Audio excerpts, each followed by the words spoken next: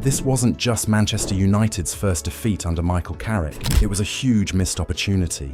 Before United even kicked off, the results had already fallen perfectly for them. Liverpool had lost 2-1 to Wolves the day before. Manchester City had been held at home by Nottingham Forest. Chelsea had thrashed Aston Villa 4-1. By the time United walked onto the pitch at St James's Park, the equation was simple. Win the game, and United would open up a 6-point lead over Liverpool and Chelsea, move 3 points clear of Villa, and pull themselves within 6 points of Manchester City in the race for Champions League places. The table had practically rolled out the red carpet. Then the game itself seemed to swing United's way as well. Newcastle went down to 10 men just before halftime. United equalised moments later. So at the break, the situation was obvious. One-man advantage, scores level, 45 minutes to play. For a lot of United fans watching, the conversation wasn't if United would win, it was how dominant the second half was about to be. Instead, the exact opposite happened. United never took control. Newcastle stayed alive in the game, and in the end, the team with 10 men found the winner. Michael Carrick later called it a lesson for us tonight. And when you look at the game properly, you can see exactly what that lesson was. Because this defeat revealed a few uncomfortable truths about Carrick's Manchester United. So let's get straight into it. Here are 5 things we learned from Carrick's first defeat as Manchester United manager. The first lesson from this defeat is one that has quietly been building for a while. Manchester United still struggle badly against a low block. When teams sit deep, stay compact, and ask United to break them down, the attack often runs out of ideas. And what makes that problem even clearer is when you compare it to the games where United have actually looked their best this season. Take the 2-0 win over Manchester City at Old Trafford. United didn't dominate the ball that day. They didn't try to control every phase of the game. Instead, they stayed compact, absorbed pressure, and hit City on the counter. The same thing happened in the 3-2 victory away at Arsenal. Arsenal had long spells of possession, but United were dangerous whenever they broke forward. Quick transitions, runners in behind, direct attacks. That's when Carrick's United have looked sharpest. But when the roles are reversed, when United are the team expected to dominate the ball, the picture often changes. Suddenly the tempo drops, the passes become slower, the movement in the final third becomes predictable, and the opposition becomes very comfortable sitting deep and waiting. That's exactly what happened at St James's Park. Once Newcastle went down to 10 men, everyone expected United to take control of the game, but instead, the match started to look strangely familiar. In fact, it felt almost like a replay of another frustrating night earlier in the season, when United failed to break down 10-man Everton under Ruben Amorim. That game followed the exact same pattern. The Newcastle match had that same uncomfortable feeling. In fact, it took over 30 minutes of the second half before United finally started mounting sustained pressure on Aaron Ramsdale's goal. 30 minutes, against 10 men. And that's the worrying part. United circulated the ball, but without the kind of movement that really stretches a defence. There were moments when crosses went into the box, but they were often predictable. Newcastle knew exactly what was coming. So the first lesson from Carrick's first defeat is a simple one, but an important one.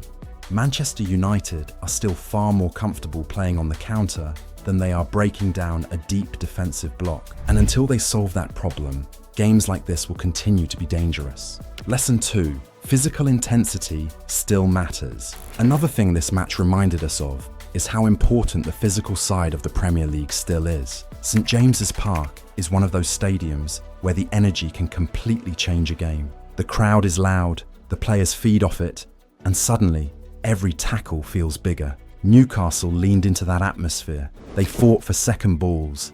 They chased down loose passes. Even with 10 men, they refused to make it easy. And there were moments where United simply didn't match that intensity. Players admitted after the match that the physical effort wasn't at the level it needed to be. That doesn't mean United lacked effort entirely, but in matches like this, the margins are small. Win a few more duels, reach a few more loose balls, suddenly the momentum shifts. Newcastle managed to keep that fight alive throughout the match. United never quite stamped it out. Lesson 3. The warning signs were already there. The third lesson from this defeat is a slightly uncomfortable one, because if we're honest, this result didn't come completely out of nowhere. Yes, the unbeaten run under Michael Carrick looked impressive. The points were coming in, the team were climbing the table, and the mood around the club was starting to lift. But when you look back at some of those games, the performances weren't always as convincing as the results suggested. A few of those matches were far closer than they should have been. Take the 2-1 win over Crystal Palace on the 1st of March. United won the game, but for long stretches they were second best. The first half in particular was flat. Palace were sharper, more aggressive, and deservedly went into half-time in front after what could only be described as a lackluster 45 minutes from United. The game only really changed in the second half, when Maxence Lacroix was sent off in the 52nd minute. Suddenly Palace were down to 10 men. United equalised from the penalty spot and eventually found the winner. 3 points secured, but the performance itself left plenty of questions. A week earlier, the pattern was similar at Everton on the 23rd of February. United again struggled to get control of the match. Everton were the more threatening side for large parts of the game, while United lacked sharpness in the final third. The breakthrough eventually came in the 71st minute, when Benjamin Šeško finished a quick counter-attack. Even then, the job wasn't done. Everton pushed hard late on, and it took a world-class save from Senna Lammens to preserve the lead.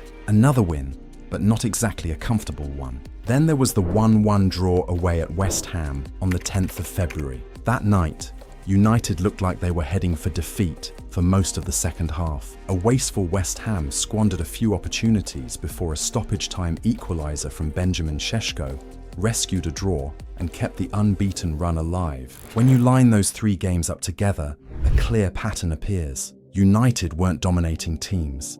They were surviving moments. A red card changed one match. A counter-attack won another. A stoppage-time goal rescued a point. Those moments kept the run going, but they also masked the fact that the performances had started to dip. The tempo in possession wasn't always sharp.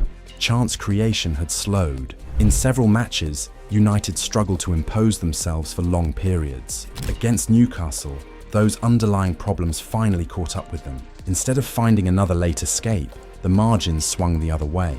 And that's why this defeat feels like more than just a bad night. It felt like the moment when the small warning signs from the previous few weeks finally turned into something bigger. Lesson 4. United keep missing the moment. The 4th lesson from this defeat is a frustrating one, because we've seen this story before. Manchester United have now failed to capitalise when rivals dropped points at least 4 times this season, and this latest one might not be the last time this happens. Earlier in the season, particularly during the period under Ruben Amorim, United repeatedly failed to take advantage when the door opened. One of the clearest examples came in December in that chaotic 4-4 draw with Bournemouth. United led the match 3 separate times on a weekend when several top 4 rivals had dropped points. Instead of closing the gap, they let it slip.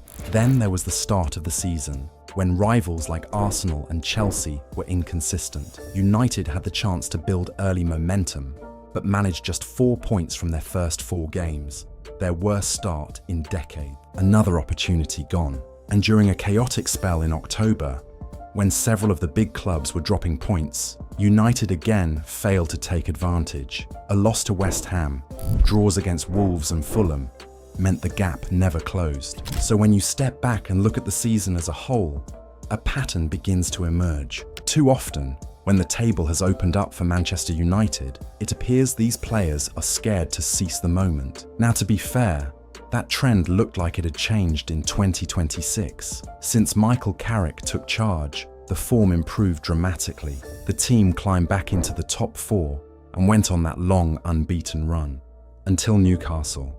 And that's what makes this defeat interesting, because it raises a question. Are these United players slowly reverting to type, falling back into the habits that defined the first half of the season? Or was this simply an isolated bad night in what has otherwise been a strong run under Carrick? The answer probably depends on what happens next, because in a Champions League race this tight, those moments when the door opens don't come around very often. And the teams that finish in the top 4 are usually the ones who recognise those moments and take them. Lesson 5. Carrick's response might be the most important thing. But maybe the most interesting part of this whole night came after the final whistle. Michael Carrick's reaction. Managers often reveal their real character when things go wrong. Some react with anger. Some look for someone to blame. Others start pointing at referees, injuries, or bad luck. Carrick didn't do any of that. He looked disappointed, of course. Losing always hurts, but his focus stayed on the bigger picture. He spoke about the need to learn from the match and improve rather than dwelling on it. And that kind of response matters, because this was always going to happen eventually. No team goes through a season without setbacks. The important thing is how a manager reacts when the first one arrives. Carrick didn't panic. He didn't throw players under the bus. He treated it exactly the way experienced managers tend to treat these moments. A setback, yes, but also part of the process. And in some ways, that might actually be a good sign for the future, because teams often learn more from defeats than they do from routine victories. It's easy to overreact after a loss like this. Social media will always do that. One defeat suddenly becomes a crisis.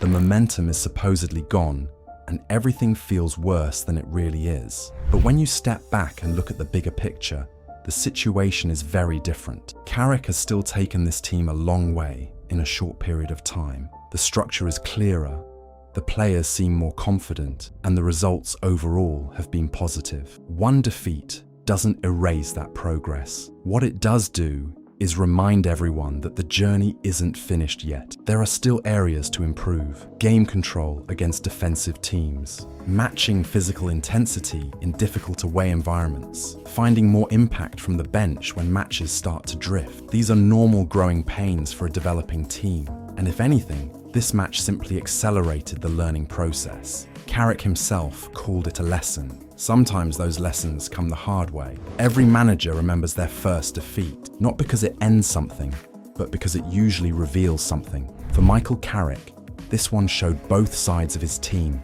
the promise that has taken them this far, and the gaps that still need to be filled. The next few games will tell us even more, because the real test after a night like this is not the defeat itself, it's what happens next.